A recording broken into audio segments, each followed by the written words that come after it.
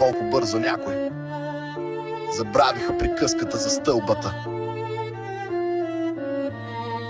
Знаете ли кое е по-гнусно дори от мафиотите? Това са така наречените пишман патриотите. Те давали мило и драго да спасят нашия лев. Ма ако може в почивните дни, като са на кеф, и какво ще стане като викаш под празните сгради и като направиш пред всички по една-две слади? Всичко е развей партийните парцали за пиар. Нали така, Костадине, заръча твоя господар? Я кажи какво стана с твоята варненска къща, че в Тюленово правиш друга кредита? Кой го връща? Безотчетни въпроси, ама то е в твоето ДНК. Кой ли плати за Делта Гард и срещата във ВНДК? Големи сте на думи, но действията минус. Убивате надеждата като терминален вирус. А народа вярва ли? Вярва.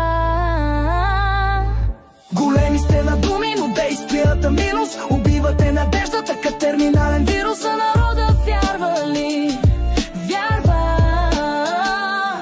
Петре, какво стана с канала? Абсолютно свободно, май се превърна от свободно на партийно отровно. Позорно е да се оправдаваш, защо не си бил на протеста в Брюксел и да се правиш на дебил, като този протест е организиран много по-рано. Разбраха за него и тези загряващите по-бавно. Всичките сте заробени партийни нещастници за малко пари и власт сте първи продажници. Онзи Недялко, голямата народна примадона, бил той великият спасител на българския лев, но продава медията си за 3 евро милиона, а сега на първа линия всеки път голям рев. Големи сте на думи, но действията минус. Убивате надеждата като терминален вирус. А народът вярва ли?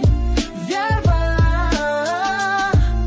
Големи сте на думи, но действията минус. Убивате надеждата като терминален вирус. А народът вярва ли? Вярва.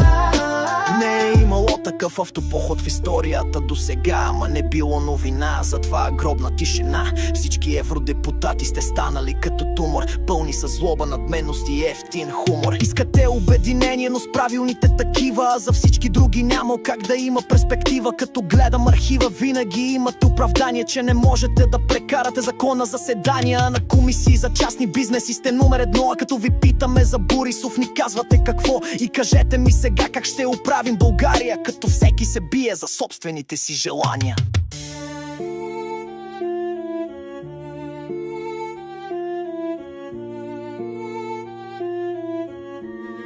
А народът вярва ли? Вярва.